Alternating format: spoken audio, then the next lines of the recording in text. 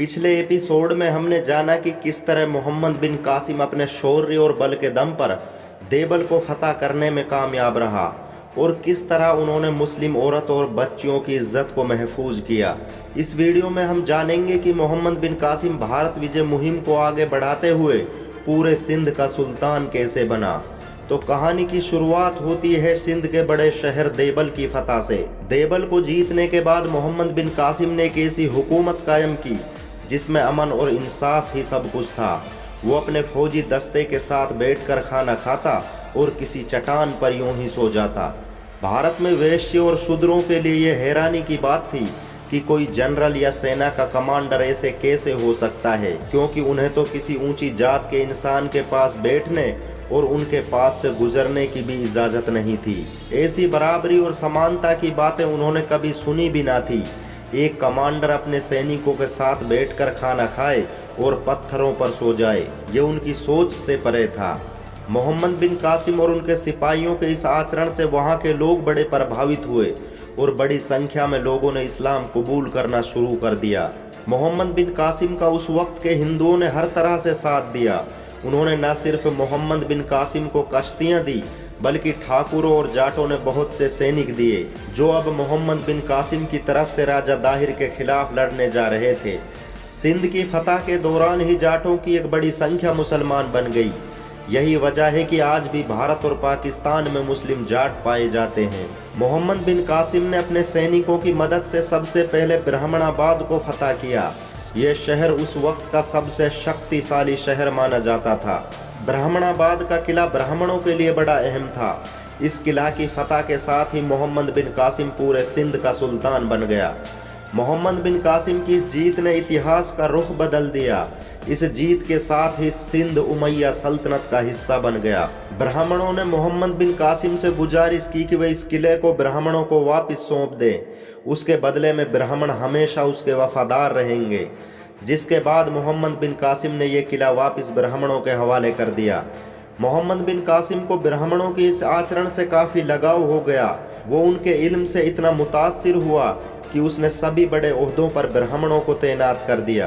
ब्राह्मणों को हर तरह के धार्मिक आयोजन करने की आज़ादी दी गई। मोहम्मद बिन कासिम ने यह ऐलान किया कि भारत में हिंदुओं के मंदिरों से कोई छेड़खानी नहीं की जाएगी। ये ठीक वैसी ही रहेंगी जैसे शाम और इराक में यहूदियों और ईसाइयों की इबादत गाहें महफूज हैं। इतिहासकार लिखते हैं कि जब मोहम्मद बिन कासिम ने ब्राह्मणाबाद और मिन्हल को फतह किया तो वहाँ के दबले कुचले वैश्य और शूद्र समाज ने जश्न मनाया, क्योंकि वो सदियों बाद आज़ादी की सांस ले रहे थे। जब मोहम्मद बिन कासिम वापस दमिश्क जाने लगा तो सिंध के लोग रो रहे थे। आखिर उसकी वजह क्या थी?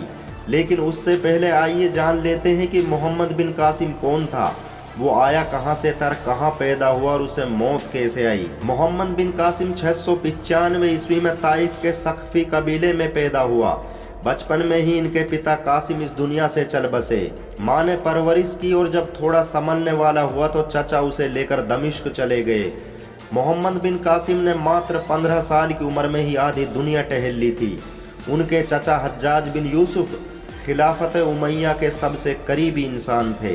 कहते हैं कि मोहम्मद बिन कासिम में फैसले लेने की ज़बरदस्त सलाहियतें थी।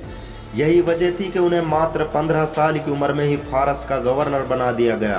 फारस का गवर्नर बनने के बाद मोहम्मद बिन कासिम ने ईरान और इराक के मुख्तलिफ हिस्सों में अपनी सेवाएं दी और फिर 711 ईस्वी में जब भारत में मुस्लिम हाजियों को लूटा गया तो हज्जाज बिन यूसुफ ने उसे 6000 सैनिक देकर भारत रवाना कर दिया। भारत में मोहम्मद बिन कासिम के कदम पड़ते ही एक नए युग की शुरुआत हो गई।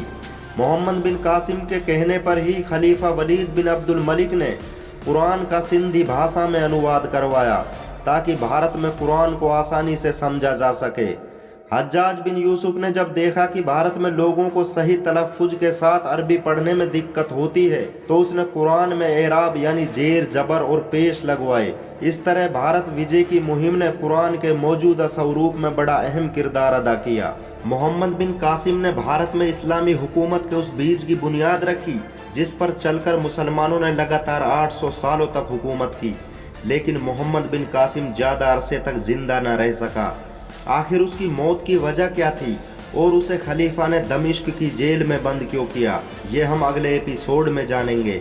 भारत में इस्लाम सीरीज के अगले एपिसोड में हम ये भी जानेंगे कि मोहम्मद बिन कासिम के बाद भारत के मुसलमानों के साथ कैसा जुल्म हुआ और सिंध के राजा दाहिर ने अपनी सगी बहन से शादी क्यों की। इन सब सवालों के जवाब हम अगले एपिसोड में ज़रूर देंगे। अगर आप मोहम्मद बिन कासिम को अपना हीरो मानते हैं तो हमें कमेंट करके ज़रूर बताएं। अगर ये वीडियो आपको पसंद आई हो तो हमारे channel the rise of Islam को सब्सक्राइब करें, वीडियो को लाइक शेयर करें, कमेंट करके हमें ज़रूर बताएं। बेल आइकॉन दबाना ना भूलें।